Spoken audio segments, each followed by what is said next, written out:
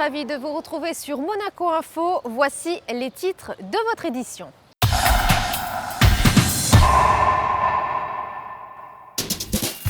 Nous débuterons ce journal avec la projection du film Race qui se déroulait au Grimaldi Forum ce vendredi. Nous parlerons de la 5e édition du Pink Ribbon Monaco ce week-end. Nous découvrirons un déjeuner solidaire avec le chef Marcel Ravin au Fourneau économique à Nice. Et comme chaque lundi, nous vous proposerons votre rendez-vous sport en fin de journal. Comme je vous le disais dans les titres, le film Race était projeté au Grimaldi Forum. Ce dernier retrace la carrière d'un athlète hors du commun. Il s'agissait d'une première européenne en présence du souverain, de nombreux athlètes et de personnalités issues du monde du sport. Christine Datomel vous en dit plus. American people need champions. Un film qui rend hommage à un homme, à son histoire, au monde de l'athlétisme et du sport. Athlète américain, Jesse Owens est le premier sportif noir de renommée internationale et l'un des meilleurs sprinteurs de l'entre-deux-guerres.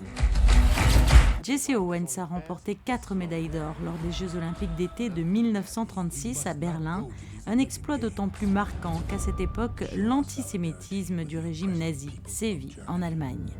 C'est une longue histoire qui a démarré, comme je l'ai expliqué, il y a 25 ans. J'avais effectivement découvert l'histoire de Jesse Owens en filmant Carl Lewis et je m'étais dit qu'un jour, après avoir compris ce qui s'était passé, j'essaierais d'en faire un film. Donc là, j'ai démarré ça il y a 5 ans et en réalité, c'est surtout mon coproducteur qu'il faut féliciter puisque je n'ai jamais fait de cinéma, ni compris comment tout ça se montait. C'est Jean-Charles Lévy, donc on a travaillé avec lui, Nicolas Manuel, et puis voilà. Après 5 ans de travail, on est arrivé à faire un film qui tient à peu près debout. Voilà. Jesse Owens a amélioré à plusieurs reprises les records du monde de 100 mètres, de 200 mètres et du saut aux longueurs, discipline dans laquelle sa performance de 8,13 mètres réalisée en 1935 restera inégalée durant plus d'un quart de siècle. Super. Vraiment. Qu'est-ce qui vous a marqué ? L'histoire en général et surtout le racisme, que ce soit aux États-Unis ou en Allemagne. Et qui est encore trop omniprésent dans certains pays comme l'Afrique du Sud et les États-Unis aussi. Je pense que c'est donc l'histoire qui nous a vraiment... on s'attendait à ça. Et de plus, la façon bien sûr dont c'est filmé, des athlètes et la reproduction de l'époque, parce que finalement on se retrouve avec des athlètes qui... on revoit réellement donc... à la période où ça s'est passé. J'ai vraiment adoré, beaucoup d'émotions, beaucoup de vérité. Malheureusement, c'est des mauvaises choses qui sont passées dans le passé sur le racisme. C'est un film qui reflète son histoire, son combat, donc pour sa lutte contre ces gens. Donc vraiment intéressant. Et alors Jesse Owens, vous le voyez comment maintenant ? Maintenant comme un héros, vraiment comme un idole, un peu pour tous les sportifs et tous les athlètes. Donc vraiment ça m'a beaucoup plu. Athlète extraordinaire au parcours hors du commun et au talent exceptionnel, pour de nombreux champions, Jesse Owens reste un exemple et son empreinte aura marqué à tout jamais le monde du sport. Ouvrons à présent un volet associatif avec la nouvelle édition du Pink Ribbon. Pour la 5e année consécutive, une marche était organisée en faveur de la lutte contre le cancer du sein. Frédéric Elion était sur place. L'initiative date de 2012 et année après année, elle attire de plus en plus de monde. Dans le cadre du Monaco Run, l'association Pink Ribbon Monaco organisait une Pink Ribbon Walk dimanche matin. Une marche symbolique de 5 km afin de sensibiliser le public et soutenir les victimes du cancer du sein. Cette année, on a pulvérisé les records précédents. J'ai le grand sourire parce qu'on a dépassé les 400. Les 400 personnes, hommes, femmes et enfants confondus. On est très contents. L'inscription, la participation coûte 30 €, ce qui nous aide à survivre pendant l'année. On organise d'autres événements à travers l'année, ça dépend. Chaque fois, on a fait des événements de stand-up paddle, on a fait un événement de poker l'année dernière. C'est toutes des façons un peu ludiques et différentes de sensibiliser encore une fois sur cette maladie. Pink Ribbon Monaco travaille en étroite collaboration avec le centre hospitalier Princesse Grasse et notamment son centre de dépistage. Avec les fonds récoltés, l'association vient en aide aux victimes, mais organise aussi des conférences informatives, des débats et des campagnes de sensibilisation. Restons dans le domaine de la solidarité avec un déjeuner organisé pour les plus démunis. Ce samedi, à Nice, le chef Marcel Ravin a offert un repas à près de 200 convives. Le récit de Dominique Poulain. Un moment de douceur, de joie et de chaleur humaine dans des vies qui en manquent parfois cruellement. Marcel Ravin, le chef du Monte Carlo Bay, concocte un repas pour les plus démunis dans les locaux du Fourneau économique à Nice, l'association humanitaire créée en 1906 par un membre de la Société Saint-Vincent de Paul et qui fournit chaque année quelques 25 000 repas aux personnes sans ressources ou ne disposant que de faibles ressources. En cuisine, derrière les fourneaux, Marcel Ravin, qui a obtenu une étoile au Michelin l'an dernier, et une quinzaine de bénévoles s'activent pour émerveiller les papilles sous le regard de sœur Anne-Marie, la directrice des lieux. On a préparé pour commencer une soupe de courge, c'est-à-dire c'est un velouté de courge à la muscade. Après on va continuer avec une rillette de cabillaud et saumon fumé. Ensuite, en plat chaud, on aura une fricassée de volaille aux champignons, servie avec des gnocchis. Et pour terminer en dessert, un crumble aux pommes, un crumble aux pommes vanille, quelque chose de frais et puis de saison. Et vu qu'on est en hiver, il a fallu faire des plats quand même assez consistants qui puissent tenir chaud. Et voilà, en gros, ce qu'on va faire.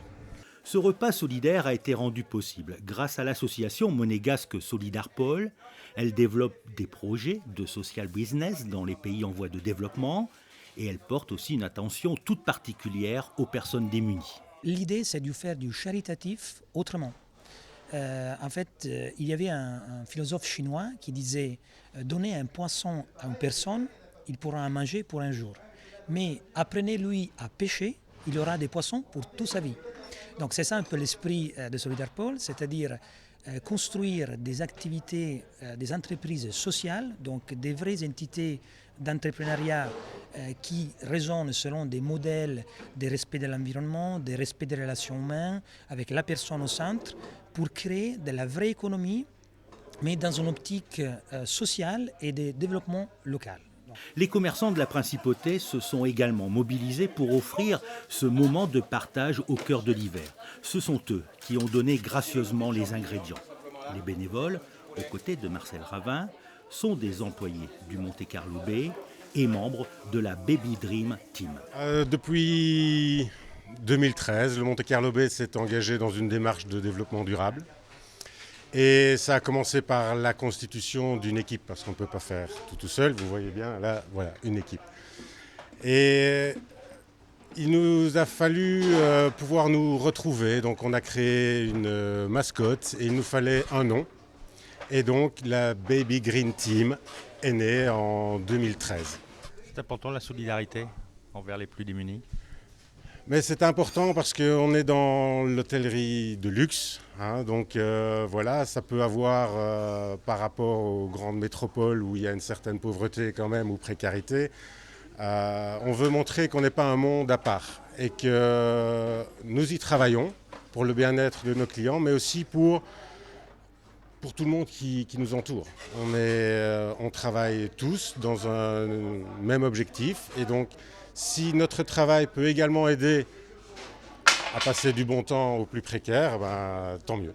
C'est pour apporter un peu de chaleur et de réconfort à ceux qui sont dans une situation difficile que Marcel Ravin a décidé de participer à cette action.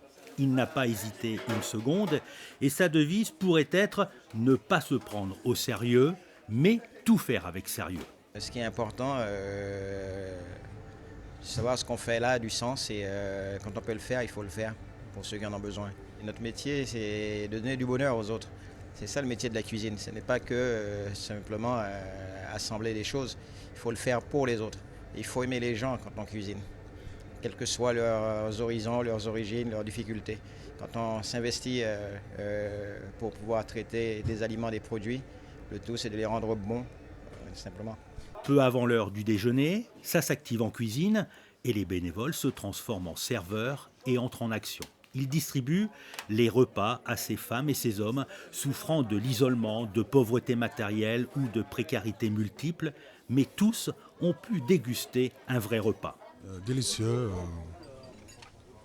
Ça dépend, on mange bien. Moi, je mange bien ici, franchement. Qu'est-ce qui vous a le plus plu? La soupe. Délicieux. Qu'est-ce que vous avez le plus aimé? Oh, tout, la soupe, le poulet, les gnocchis, tout était bon. Hein. Et vous savez que ça a été fait par un grand chef étoilé? Oui, on me l'avait dit. Vous venez souvent ici? De temps en temps, oui. Le jeudi surtout, le samedi quelquefois. Voilà. C'est une occasion de bien manger et de rencontrer des amis. Et puis de ne pas être seul, pas à table, parce que chez moi je suis toute seule. On n'a pas de travail et on dort dehors et c'est l'unique solution que nous avons pour aller en avant. Ce jour-là, Marcel Ravin a régalé 200 personnes et l'association Solidarpol s'est réjouie du succès de cette action qu'elle mène chaque année et qu'elle a bien l'intention de reconduire.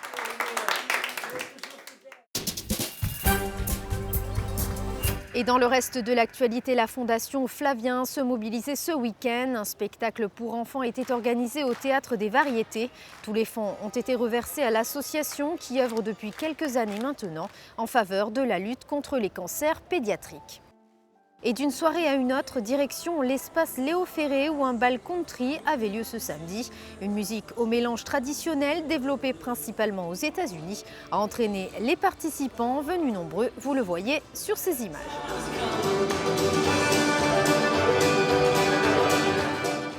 Et avant de refermer cette édition, voici les prévisions météo. Découvrez la météo avec Eclectic, galerie, intérieur design, art and gifts. Mardi, prolongement d'une période agréable avec des températures allant de 11 à 16 degrés. Mercredi, temps incertain avec de la pluie au programme et un thermomètre en baisse. Jeudi, des nuages avec un mercure stationnaire. Et enfin, vendredi, un début de week-end assez ensoleillé avec une maximale de 15 degrés.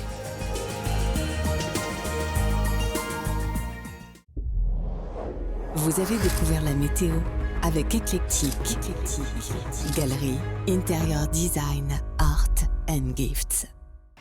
C'est la fin de cette édition, merci de l'avoir suivi. À présent, la suite de vos programmes sur Monaco Info.